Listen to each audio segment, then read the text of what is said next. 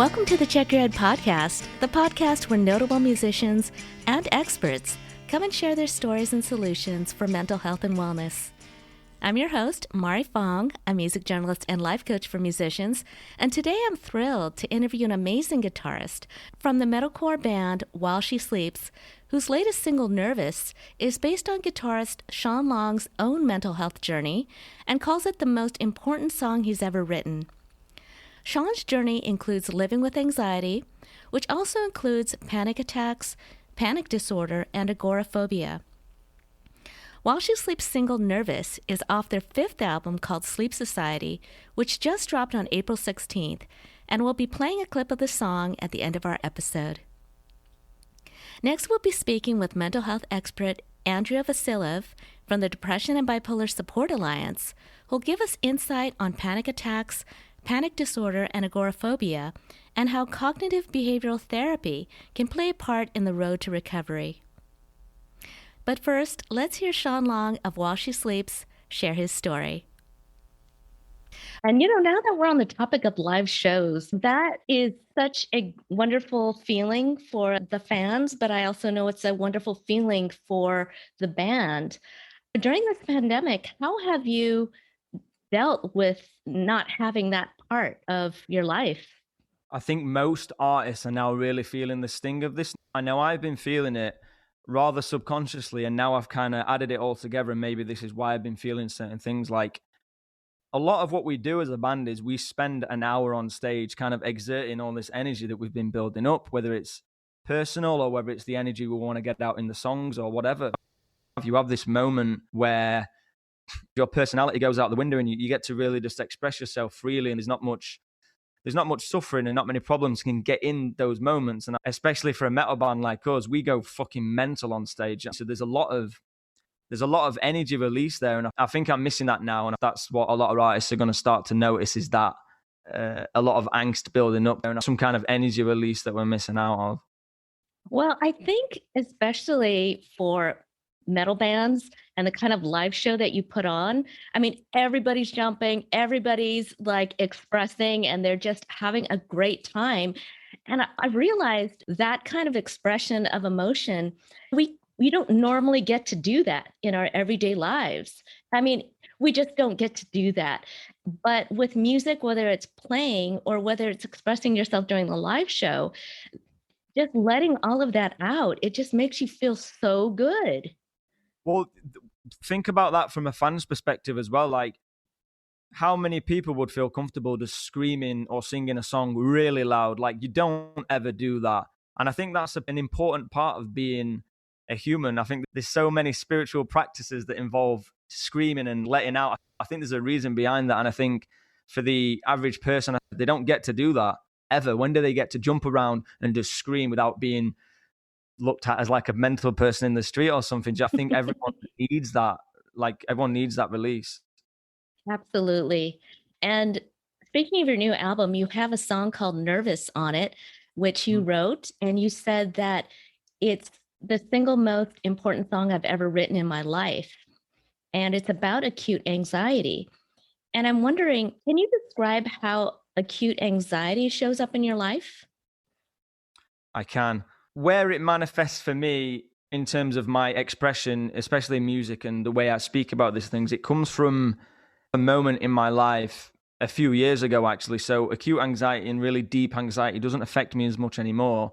I found a way out of that, and the reason why I'm so empowered to talk about it. So I experience all kinds of anxieties all the time. Like, I get nervous for interviews. This is a common thing I say a lot. And just stuff like social anxieties, these are things that I can deal with, because I think everyone deals with these things on different levels, but it's just sometimes they may go a little bit deeper for a specific individual. And for me, it went that way.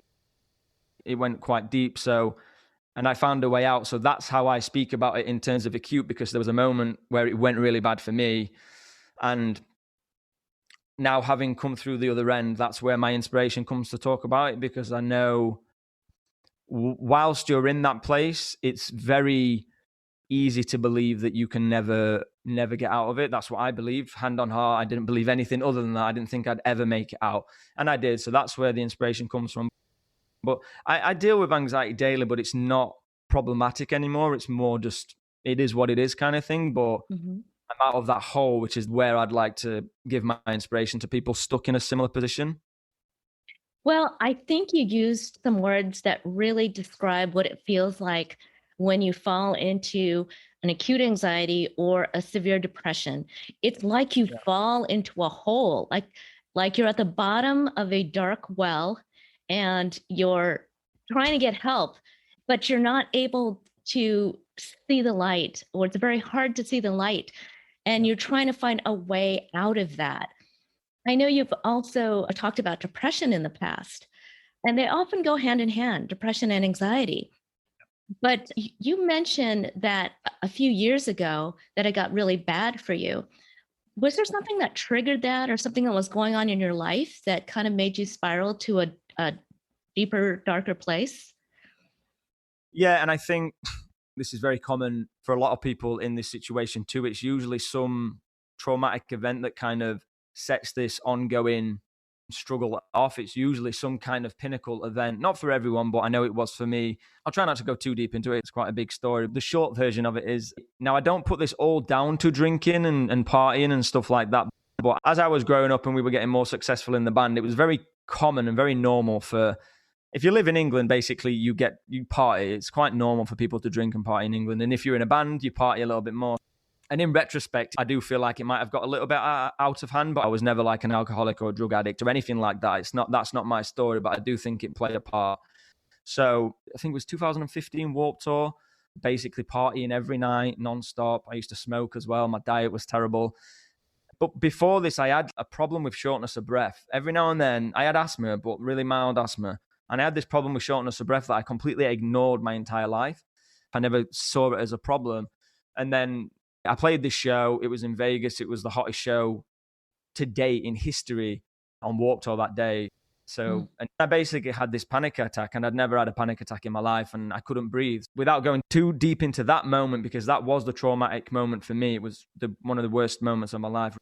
Really, really terrifying, especially when I'd never really touched suffering like that, and it just came at me like a million knives all at once. But the interesting thing, it was from that moment my nightmare started, actually. So that moment was terrible, but then it was 2 to 3 years after that which really destroyed my life. From that moment, from then, my mind completely consumed me, and almost all the common symptoms of anxiety and depression and agoraphobia and all these things just followed me after that. I've obviously experienced pain and suffering and anxiety before that, but never to this extent whatsoever. Nothing that I would see as like a landmark in my life. So it was this event, and then afterwards, life got a little bit difficult. The thing with anxiety, too, is that, there's worrying and there's concern, but anxiety is like off the charts. And it can also include irrational fears that that don't even make sense, but in your mind, it feels real. Yeah. So what were some of the anxieties or the thoughts in your head that were consuming your thoughts? Because I'd never had a panic attack, I'd never had this negative rush of pain just completely consume me so quick, because I've never been faced with such a scenario. My mind just said, I can't breathe. So then obviously what comes after that is pure panic. What do you mean I can't breathe? Isn't that not the end then? So afterwards, I developed this fear of having a panic attack or fainting, or this thing would come, which was the anxiety, of course, would come, I'd have this big attack and I'd die. It's a lot more complicated than that. But the short version is that I was scared that this would happen again, but I would die this time. So it was always this peak. I was always worried about it reaching its peak. But the interesting thing is, what I've realized years later is that there was never no peak to be reached. This was the anxiety, was the worrying about the peak. So I was always scared of it. Oh, it's going to get to this end game, big faint. They're going to have to call the ambulance, so I can't breathe or something like that. Was creating this worry inside me.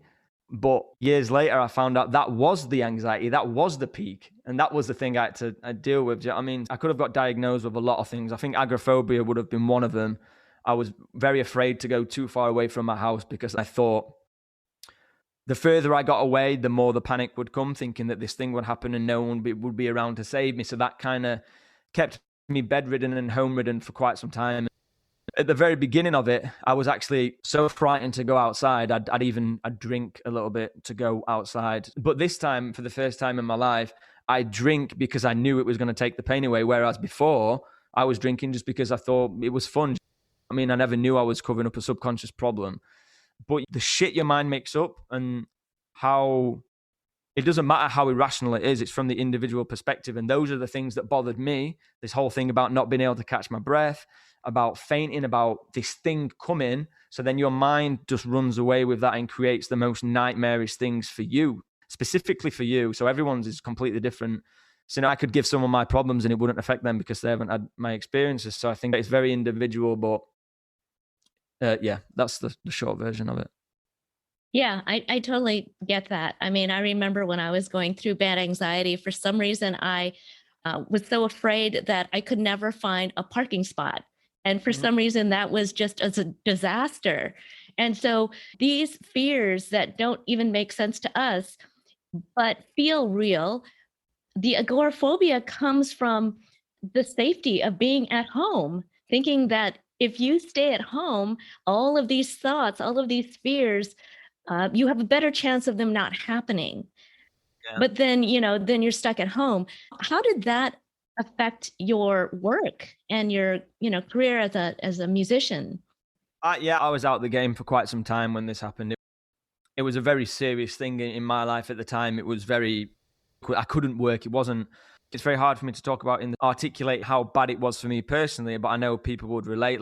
Like I mentioned, agoraphobia, but there was no remedy for me staying at home and making me feel a little bit safer. It was just whenever I wanted to try and maybe just go to the woods and get some fresh air, I couldn't even do that. So I'm still at home. It was a really strange thing because every moment of the day was me facing this new problem. So it was almost like I had this life before, and then I woke up and then it was all anxiety. So I'd open my eyes and it was instant, straight thinking about my breathing. Am I breathing right? Maybe I'm going to have this panic attack. And it was relentless. So the agoraphobia was just a cherry on top. In terms of the career aspect, that was just gone. And that was on hold for as long as it took for me to kind of figure out what the fuck was going on. And like I went to the doctors for help and they offered me some tablets, which I denied. I was in a really bad place and I really wanted something to take. Like when this is this new fear that comes out of nowhere, you want that secret pill because it's so complicated. You just give me that pill and let me get rid of it. But I knew deep down that's not really what I wanted. But I went down to the doctors to get it anyway because I was just like, look, you need to give me some. I'm freaking. I thought I was losing my mind kind of thing. So they gave me the tablets and then I went home and read the side effects and that just made my anxiety trip out even more. And it was that moment where I realized I can't take the tablets because I just don't agree with that being the answer for me. So it was that moment where I turned another way. There must have been family or your bandmates or friends that knew about this. How did they react to what you were going through? Everyone was supportive, but I think everyone was very worried because, like I say, it was one day to the next. So I know my friends, there was a lot of conversations with even our management because we were all very close at the time. We didn't know what to do because even my closest friends didn't have a clue and didn't have an answer. And that's the terrifying thing about it really, is that even you don't have the answer. And so it's very worrying for everyone else. And one of the scariest things about it is that for me, I was so endowed in it that no one external would really be able to help me. I had to figure this out myself because all the love and support around me wasn't really giving me any help. It was so confusing for me. And I remember, to illustrate how strange it was for my friends, is the day it happened, I had the panic attack. I kind of came down from this insane fear. And I remember talking to my tour manager before I went back to the bus. I told my tour manager specifically, please tell the lads not to speak to me or ask me what happened, because I was so worried their question would fire off this new mind thing I've got, the thoughts would roll and snowball into this new panic attack and it'd happen again. So my fear was that high. I said, please, I can't have anyone speak to me about it. And it was really weird because the way I was walking, I remember after the panic attack, I was walking like I was physically sick. I almost couldn't walk right because it had hit me so hard. It was so weird. And then obviously my friends see me walk on the bus after not knowing what happened. And then the tour manager saying, don't speak to him. I think it was a very confusing time for everyone. So I definitely have sympathy for people's loved ones and friends when it comes so radically out of the blue. It's a scary time for everyone. Yeah, it's scary. And that's it. Is like people on the outside don't know what's going on, but yourself, Yeah. you don't know what's going on either. You're confused. The thoughts in your head aren't making sense to you, but you're still feeling them. So you were in a place where you felt trapped. I mean, if you're agoraphobic and you feel like, oh gosh, how am I going to get out of this if I don't want to get out of the house? I mean, what finally made you see the light to, and I'm sure you tried a few different things, right, to help yourself. When it was really bad, I was still having alcohol every now and then, but I was very aware that this was the wrong way to go. I was very sure that I shouldn't be doing this. I need to figure something out soon. So then that's when I went to the doctors and trying to get some synthetic help from the Western angle. And I knew it wasn't at heart what I wanted to do. So it was that moment when I was like, I've got to stop smoking, stop drinking. And that's when I turned to natural healing. And this is when I got really drawn to spirituality and Eastern teaching and meditation and all that world. But it was not like I just turned over to it and I'm like, oh, I found the answer. It was a real grind to try and, because I was faced with the real question. It was like, I can't take these tablets. I'm struggling right now. I don't know what to do, but I'm also not in a position to end my life or anything like that. So I got given those paths and I'm like, I'm not going to let this thing beat me, even though suicidal thoughts did present themselves to me at times, but I was in a place to kind of observe them, not let them consume me. So when it's this deep, you really don't want to spend your time working on it because there's so much pain involved. So that's what I meant by going head on. I'm like, I have to look. There's no other way out for me. And it was the spirituality, I don't know if that's the best word, but it was that angle, the alternative healing angle. I knew it was the way I had to go. And then it was through much research, and I follow a lot of teachers that really gave me the power to look in myself, which ultimately for me is the answer to these problems. Fundamentally, it's not the cure that everyone wants to hear, that everyone wants to take something or drink some tea, but the remedy that no one really wants is that you've got to look within with some honest eyes, and it's very hard to do, and I'm working on it still myself, but it's evaporated the bulk of this disgusting suffering that just came out of nowhere. Well, I know you've talked about Eastern medicine and Eckhart Tolle and Alan Watts that you read, and I really appreciate that because the podcast was about finding the solutions that work for you, because you have to have a lot of persistence. You got to try a lot of things, and a lot of things may not work for you. And sometimes it takes time, right? Whether it's medication or whether it's a therapy or whether it's a mindset. Yeah. So, and I'd say as well, like you're saying, I don't think there's anything wrong with any method that people choose. Everyone's so individual. It varies from person to person so vastly. My answer is not the right answer, and the things that I detest in my life also aren't the wrong answers. I think that's important to promote as well. Like, it's different things work for different people for sure.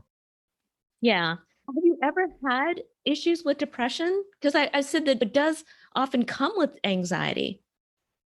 Well, I don't promote to know too much about depression, only for the fact that I know that predominantly my problems came from this fear. I was depressed because of my anxiety. I was very aware of how much it was destroying my life, even to the point of I can't even go to sleep. I have an old lyric in a song which was "Don't want to be awake, don't want to sleep," which was pretty negative lyric because I couldn't sleep and it was a traumatic time trying to sleep. But in the day, it was just pain all day. Do you know what I mean? So with the anxiety, now living with it, what are some of the triggers that you have to watch out for? So the triggers when I was kind of on the mend, basically your mind's designed these little ways of fucking you over. So it's a good idea not to put yourselves in those situations, not to give your mind a head start. So one of them for me was don't drink, because this entire thing happened for me during a hangover. So if you drink and you're trying to drink away your problems, you're basically giving your negative energy or your mind a head start the next day. So if you have a tendency to have these negative thoughts and you're in a hungover state, you've given your problem an incredible head start. So stop doing that. It's a good bit of advice, and it does hurt a lot more to stop that, but it'll be worth it in the long run. And things like, I was very afraid to lose my breath. I mean, and being in tight spaces and being constricted. So I just avoid things like that. But these are temporary. So whilst you're on the mend, it's just about awareness is key, I think, in all of this. So when you start to realize the way your mind keeps trying to play tricks on you, because when it realizes it's kind of winning you over in certain circumstances, it will do it again and again. And over time, your awareness gains a little bit of control. This situation makes me feel that way. I think those are the real triumphant moments for people on the mend, is when it's bravery, man. It doesn't seem like bravery to anyone else, but to put yourself in those situations, I had to basically relive my life again, which was really annoying because I had no problem with flying. I was okay. I was an okay flyer. It's like, no problem. It's my life. I travel around the world and play gigs. It's just what I do. After this event, it's like I had to do it all again, but with anxiety. It was really awful to go back through my life and do normal things, but now with this fear of fucking dying any second or something like that. So sometimes you have to throw yourself in there to prove that your fears will not come to fruition. You know, sometimes throw yourself in there. And for me, over time, I'm like, it never happens. This thing never fucking happens. And my mind's still getting me to invest my time into believing that this thing's going to happen. So throw yourself in the deep end and really be like, is it really going to take me down like I keep dreaming it up to? Well, I think you sort of described the battles that can happen in your head. And that's an ongoing battle. And you're constantly also learning about yourself and what works. And I read somewhere that you said to look inside to find what the core of the problem is. When you looked inside, what did you discover? So the predominant factor of a lot of this pain was a very physical emotion in my chest. So when I developed this anxiety of shortness of breath, it's a very physical sensation that I can't breathe. But clearly I have enough oxygen. I'm literally sat at home doing nothing. I can't be running out of air, but it really feels like I need more air. That's what it generates for me.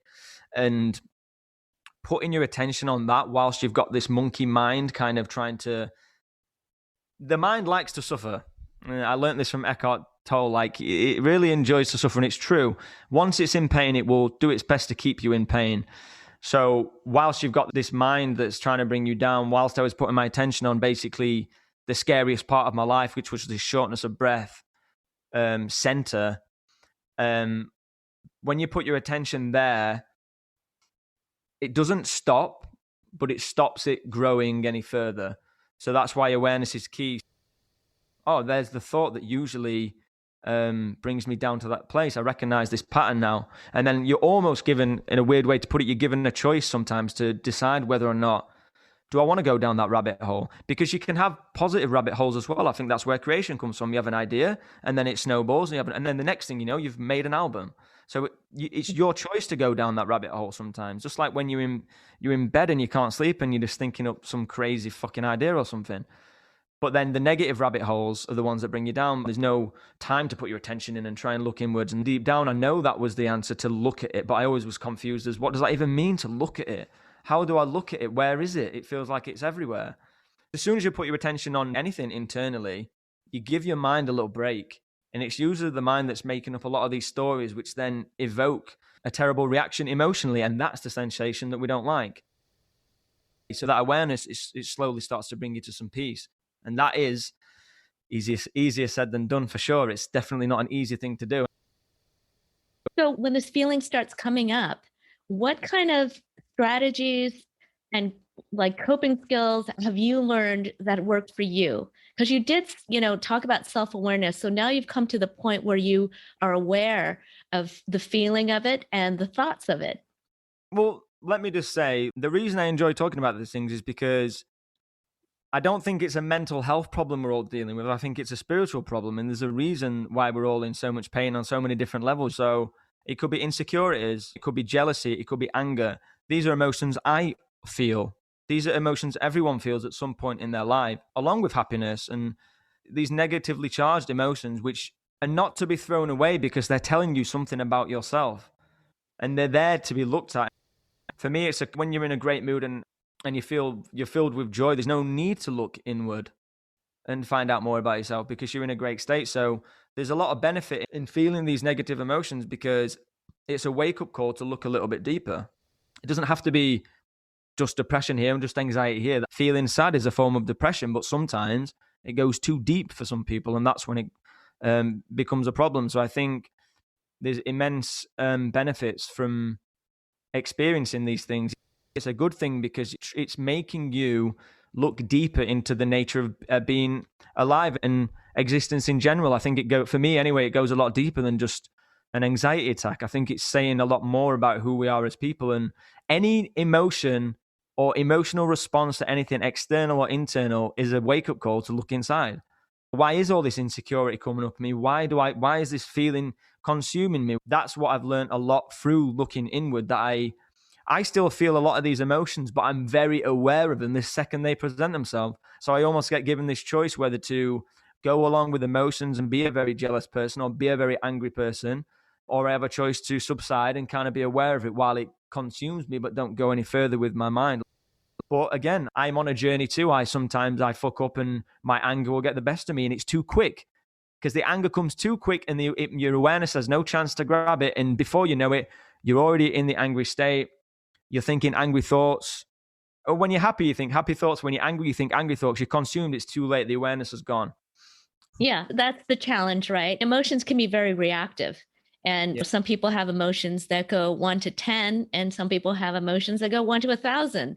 And in those moments where they get really big, you may not be as much in control of them unless you are aware of what's happening and what you're thinking. And if you think about the cause of those emotions, I call it giving respect to your emotions. Like, there are a lot of people that try to stuff those away or put them away. And I think what happens when you do that, it just slowly starts to grow bigger and bigger and come out in very unhealthy ways. But once we really look at it and talk with it and find out why, I think it's giving respect to your emotions. And I feel that all emotions are sort of like the colors of the rainbow. It makes us who we are, and it creates our personality. I agree. I think emotions are emotions. It's this whole idea of, I have these good emotions and I have these bad emotions. I think this is the entire concept of Zen Buddhism. You have the good on the one side, the bad on the other side, and there's a place in the middle, which I think they call Ananda. I'm reading this audiobook recently called Radical Forgiveness, and there's something in it I really love. He's talking about basically anything that you detest in someone else or something that you really dislike in someone else, it really creates an emotional reaction in yourself. There's something in you that is very similar to what you're detesting so much. So when you get these reactions, these people that are causing them are actually your guardian angels to show you, it's telling you something about yourself. And I think it's very true. So if you get really angry or if you get really jealous with this one person, it's a mirror. They're showing you something about yourself, and therefore it's a wake-up call to look in. So I like to promote that idea. Anything that you perceive as negative, that is the wake-up call to have a look inside. That's what it's there for. Right. Good advice. You talked about forgiveness. And I think sometimes when people go through bouts of depression or anxiety, they can act in a way that maybe afterwards they feel like, oh gosh, maybe I need to apologize. Have you ever been in those situations where you really feel like I need to explain what happened there? No, for me, it was like a life or death situation for me. That's what it felt like. So I became quite selfish. Like, I need to fix this. This is really destroying me. I need to fix it. So there was never any need for me to apologize. And I knew everyone around me understood. And I think everyone has a right to be selfish, man. I don't think apology is necessary sometimes. So I've never felt the need to apologize. Maybe if it's an anger thing, for sure, I'll have to apologize for that. Well, that's good that a lot of people in your circle understand what you're going through, and it's been a process. You talked about being in a really bad place.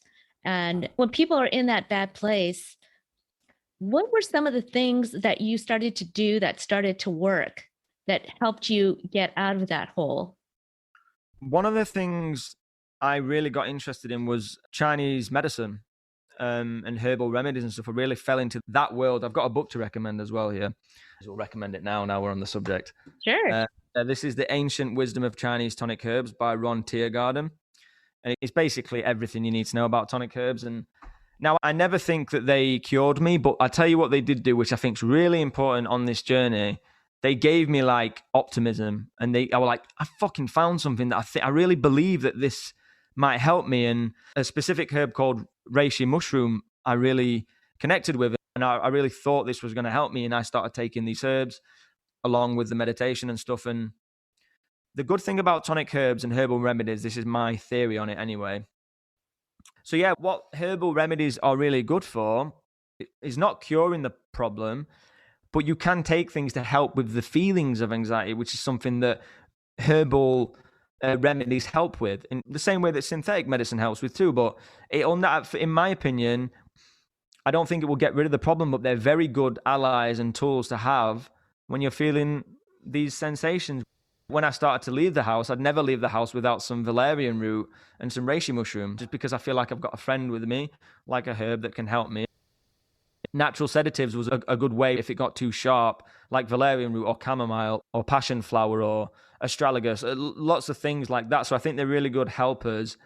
And the reason I got drawn to reishi mushroom so much is just the concept that mushrooms basically grow on dying matter. And what they do is they break that down for new life to grow. So they feed on the negative, they feed on the shadow, they feed on the dark side of life to bring new life in. And I read a few things about reishi mushroom. They call it the mushroom of immortality for multiple reasons, one of them being a spiritual reason. And it just made sense to me. Like, and again, whether or not this is true, it helped me because I had optimism and it empowered me to help myself. So just the idea that mushrooms can start to work on your subconscious level, the dark side that you don't like, maybe the mushrooms can break that down to make it more malleable and manageable throughout the day. And that's what it felt like it did for me. It wasn't consuming me as much. It was there, but I could manage through my day. So I think finding something that you feel strongly, I think this is a good thing for me, I'm going to give this a go. That's what I like about this, and I want people to get into, is finding something to help yourself that you feel really passionate about. Like, I've got a good feeling about this thing, I'm going to try that. Fuck, that didn't work, I'm going to try something else. I'm going to go again. So I think that's really important. Yeah, I love natural remedies, and I drink all kinds of teas and things like that. And the thing with herbal medicine is that it's been tried and true for a long time. So we know that there's some safety in the body. However, you have to also watch out. There are some things, of course, that are also natural that can harm you. But have you ever tried? I mean, conventionally, there's therapy and there's medication. Have you ever tried conventional types of things that have worked? No, I'm not against it. It's just for me personally, it's not what I wanted to do. But I don't think there's anything wrong with that. I just couldn't get on board with these tablets that can only help with the symptoms of anxiety, which is the feelings and stuff. They cannot, in my opinion, solve the issue of the fundamental problem, like, why am I overthinking these things? But I do know for a fact that they really do help a lot of people. So I'm not against them whatsoever. This is just a personal thing for me. And in terms of therapy, I got offered CBT? Right. Cognitive behavioral therapy, which is like talk therapy. Yeah. So I got offered that very early, in the early stages of this thing, and I was tripping balls over, and I was like, give me the fucking tablets, basically. But I think that kind of therapy, anything that kind of directs your attention inwards and you're working with yourself and on yourself in that way, I think is more than beneficial. And the spectrum is so wide because it's so different from person to person. Because I follow so many spiritual teachers, I get a lot of inspiration from those kind of people, but they all say something that the other one didn't, even though they're all talking about the same thing. I hope to be that for someone, because I think I'm a relatively common person. I'm nothing special at all. I'm just a dude from Sheffield. I hope to say something that just hits that nail for someone. Do you know what I mean? Because sometimes words pass people all the time. I can read something and it just doesn't resonate with me for some reason, but just a few words and I'm like, oh, fuck, I really get that. That makes sense to me. So I hope that's what I want to do for people, really. Even if it's just a few words of encouragement. Do you know what I mean? Well, hope and encouragement and support, those are all really important words for mood disorders, especially when you're going through them. Speaking out is such a wonderful thing. So I really thank you for sharing all that. But it really helps your fans, people that listen to you and admire your music. What are some of the things that you hear on the road from fans that make you feel like, you've made a positive difference? Yeah, it's a weird life we're living in, and people tell me that I've saved their life and stuff, and I really don't want to say that with any kind of egotistical undertone or anything like that, because it's not like that. But when you hear that shit, I'm like, wow, really? Like, really? And not just me because of the anxiety things I talk about. They'll say just the band has saved their life. That's something, you know what I mean? We're all alive. We get born here and we die here, and there's this thing in the middle. So just to do something like that for someone, just to relieve a bit of pain just for that moment is just mad special. Do you know what I mean? And especially when that's not always the main intention. Our main intention isn't just to save lives. It's just sometimes we're just having fun. We want to make some fucking riffs. Do you know what I mean? But then there's other times we're trying to put some deep stuff in the music and we want it to help, like the nervous song we're talking about. But when people say that shit, it's like it makes it all worth it. Do you know what I mean? It's like I say, it's just a weird life, and to soothe someone's pain just like that, I think, what more can you ask for? I think we're all in this strange world together, and that's why, yeah, it interests me to talk about this shit. Great, great. Is there anything else that you would like to say about your band while she sleeps, or about mental health? The thing I'd just say is, like, never be ashamed of your emotions. We're all in this thing together. It's very confusing. It's a very strange life. When people walk around as if they know what's what and they know how life is and what it's all about, I think those people are a little bit delusional. It's very confusing for all of us, and we're all in it together. So I think everyone's just doing their best, you know what I mean? So, and that's why I get drawn to the spiritual world, and that the suffering pushed me there. I don't know what to say to my fans other than just, if you are struggling with these things, just know I think there's something a lot deeper that's calling you. I don't think it's just about you're in pain and why is the world doing this to me. I think it's a much deeper message for you that you need to look a little bit deeper to find out. And I think those things they're screaming at you to take a look at yourself. So it's not all doom and gloom, even though I know for a fact, personally, it feels like that. This is a strange thing to say, but I will say this. Try and get excited about your problems.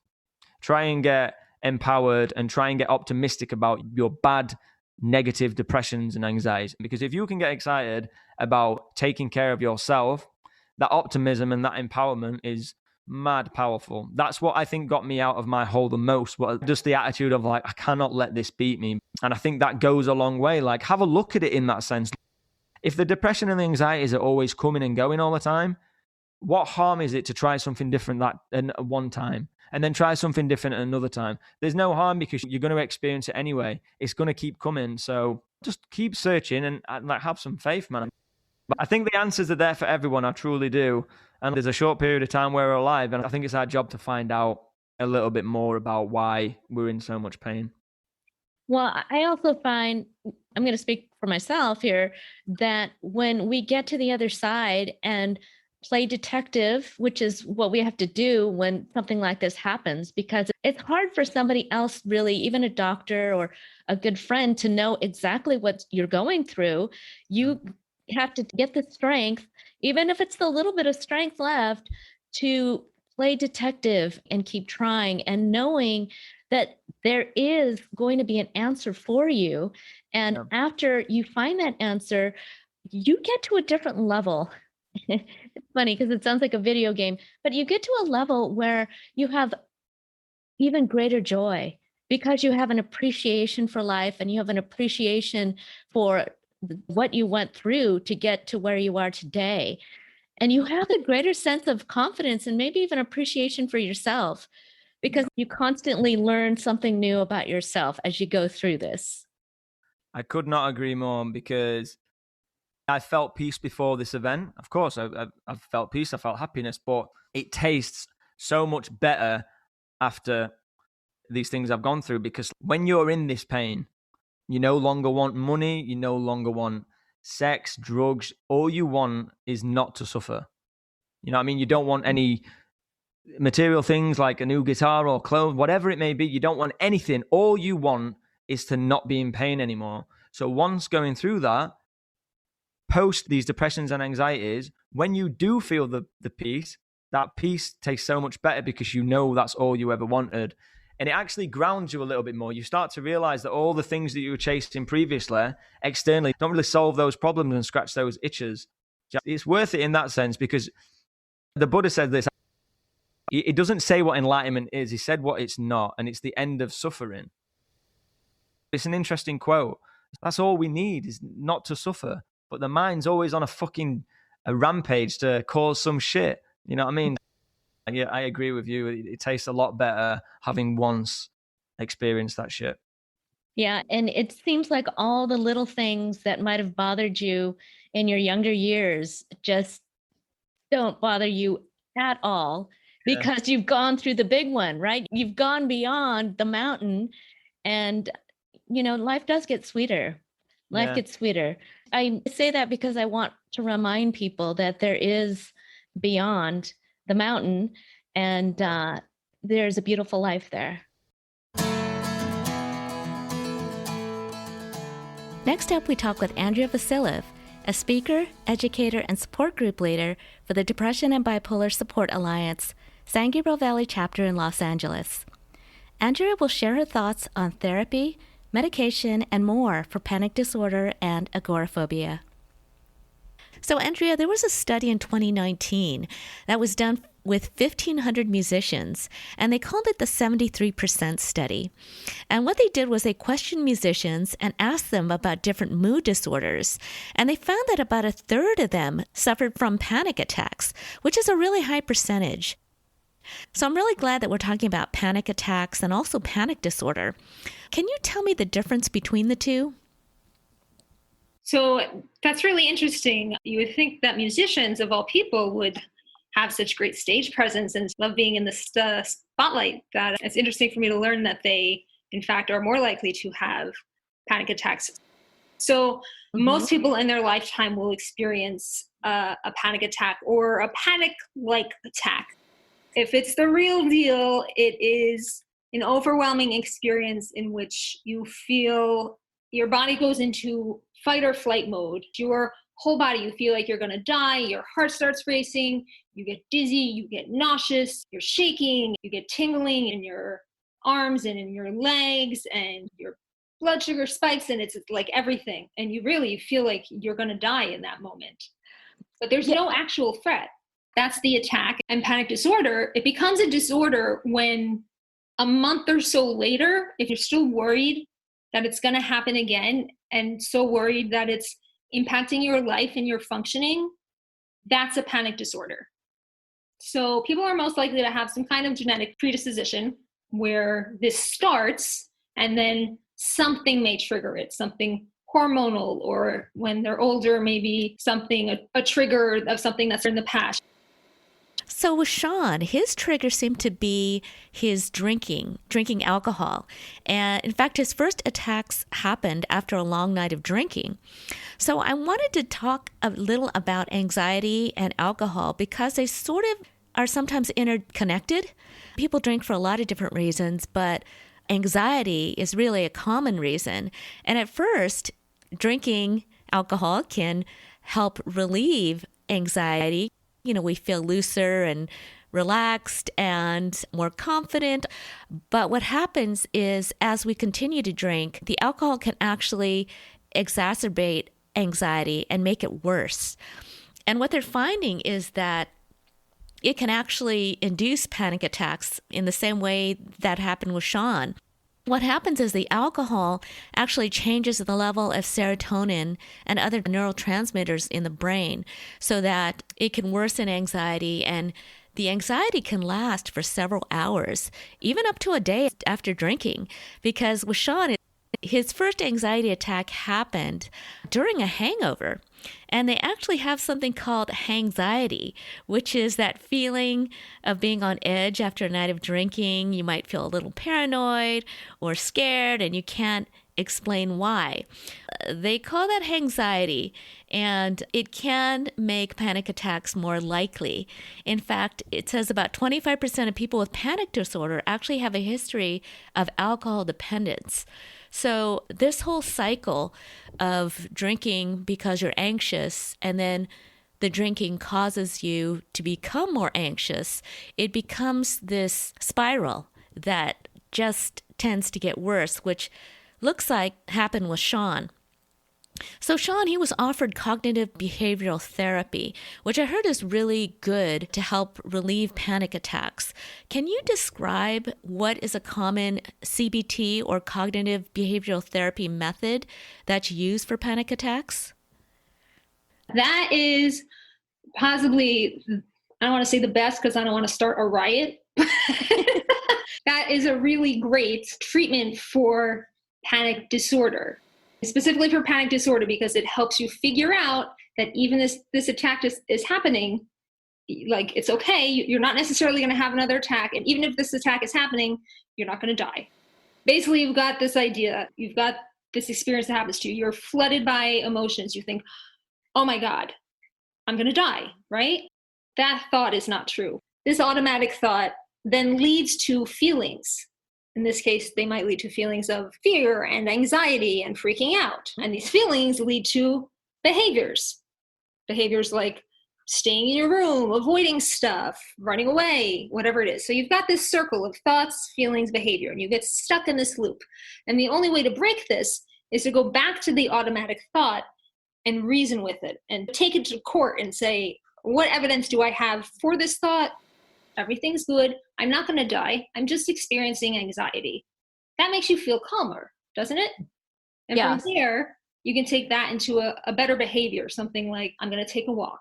And that is really helpful for panic disorder, because if you go back and you say, I'm perfectly safe here, I have my friends, I have my phone, I have my dinner, whatever, then your next feeling will be safety, and your next behavior will be walking down the street doing something happy.